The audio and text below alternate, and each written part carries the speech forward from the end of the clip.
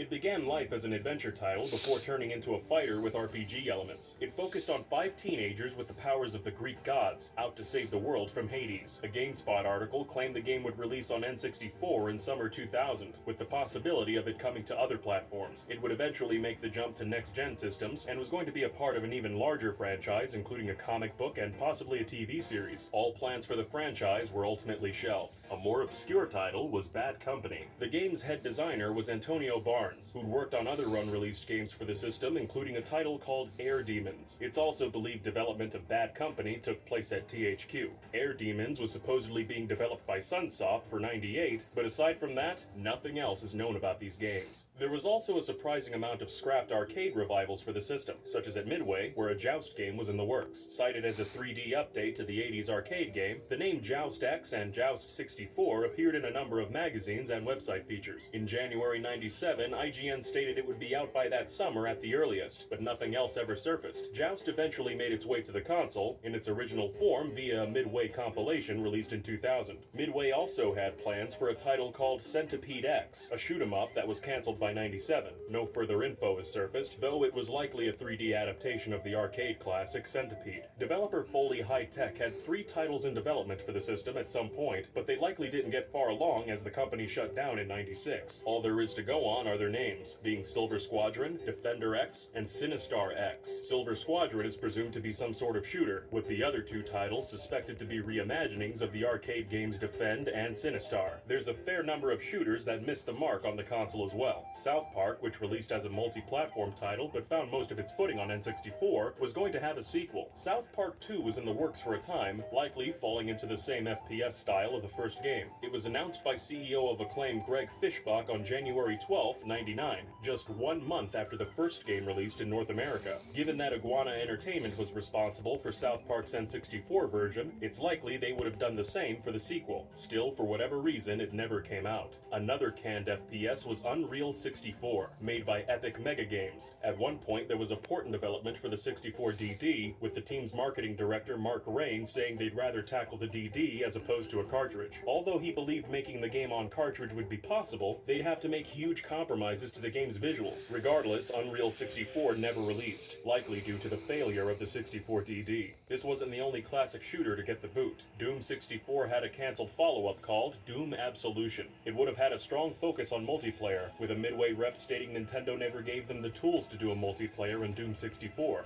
Development started shortly after the first Doom 64 released in spring of '97, and was cancelled nearly as quickly. In January 2019, Tim Hadelar, a level designer at Midway, posted on the Doom World fan site about Doom development stories, including facts about Absolution. He said a fair amount of levels had been completed, that the multiplayer was fully playable, and that levels took place on the moon or some similar type of surface. He cited the reasons for the game's cancellation was in part due to politics, mainly due to the Midway team putting most of their resources into Quake 64, believing it would be a smarter business decision than another Doom sequel, despite the franchise's popularity. The title Jungle Bots was a game being developed by Conceptual Realities. It centered on a desert island overrun by robotic animals, with the player given the task of hunting them down. IGN reported on the game on March 26, 1998, with the publisher Titus telling them it was planned for a Q1 1999 release. By April 12, 1999, however, Titus confirmed the game had been cancelled. This was because the game wasn't coming together like they hoped, and they thought it would be a hard sell for the international market.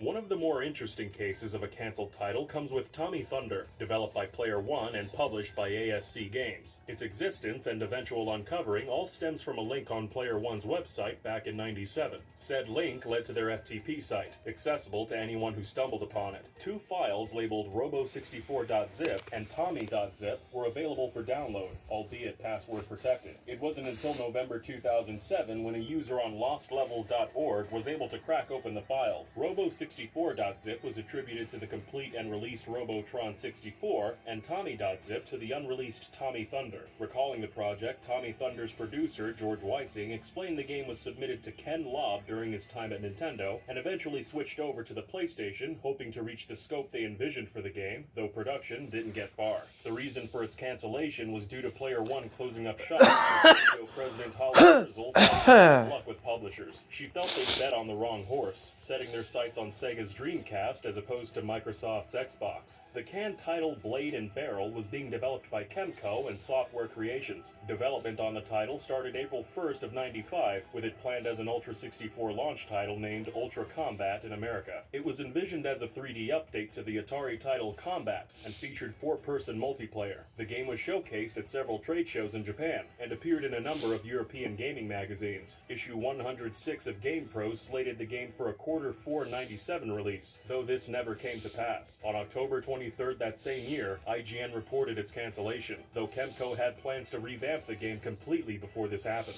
The Pickford brothers site claims after John Pickford left Software Creations, the game was picked up by a Japanese publisher and became an on-rails shooter, with the publisher canning the game not long after.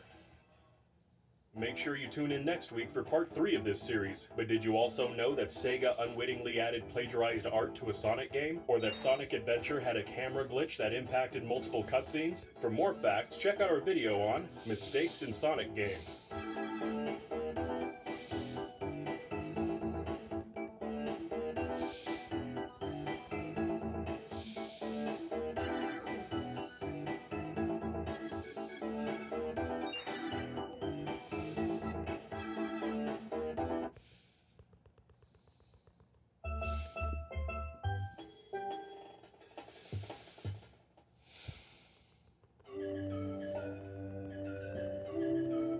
Did you know? Over 100 games for the Nintendo 64 never saw the light of day, and in these videos, we'll touch on every single one of them. However, we won't be including games that had an N64 version planned, but saw a release on other platforms, such as Dragon Quest VII. We also won't be including games that were reworked into a new game, such as Dinosaur Planet, which ultimately released as Star Fox Adventures. We're also not including rumored games with no evidence to back them up, such as the rumored Timber the Tiger game from Rare. In short, we're only showing truly canceled titles. Since we're talking about a Nintendo system, we might as well start with Nintendo's own games. One of the most discussed N64 games that never released was Super Mario 64 2. Following the release of Super Mario 64, a sequel was underway for the 64 disk drive add-on. Mario creator Shigeru Miyamoto wanted to take advantage of the system's storage capabilities and implement ideas that were absent from the original game. In an interview with Nintendo Dream in September 1997, Miyamoto said Luigi was already in the game and that simultaneous multiplayer was on the cards. In Volume 104 of Nintendo Power, the Ask Dan segment also said a rideable Yoshi was another feature in the game. By 1999, sources such as Famitsu claimed the sequel would be released that year, but in reality, the game didn't get far along before being shelved. This wasn't the only cancelled Mario game for the N64. The Mario Artist series of games was planned to have a few more entries. In addition to the Mario Artist software released for the 64DD, there were 4 more titles in development. These games were Graphical Message Maker, Game Maker, Sound Maker, and Video Jockey Maker. Little is known about them, but given their descriptive names, it's assumed players would be able to create music videos, send virtual greeting cards to friends, and even make their own video game, likely with heavy limitations for each one. A number of these games were also planned to go online through RandNet. As mentioned in our video on the released Mario Artist software, SoundMaker spun off from a proposed feature for Mario Paint Studio, but due to many complications behind the scenes, it was shelved, alongside the 3 other titles. Another cancelled N64 game that generally goes unnoticed is Emperor of the Jungle. Emperor of the Jungle was based on Osamu Tezuka's long-running series Jungle Emperor Leo, or Pumbaa the White Lion. This licensed game was being developed by Nintendo in a joint venture with Tezuka Productions, and overseen by Shigeru Miyamoto. Osamu Tezuka's eldest son, Makoto Tezuka, also served as the game's director. A demo of the game was first showcased at Space World 96 in a press conference featuring Miyamoto, Tezuka, and Nintendo Communications director Hiroshi Imanishi. Early reception for the game was positive, and the game was set to bring in a new age of adventure games. It was aiming for a spring '98 release, but in an interview during E3 that year for Brazilian magazine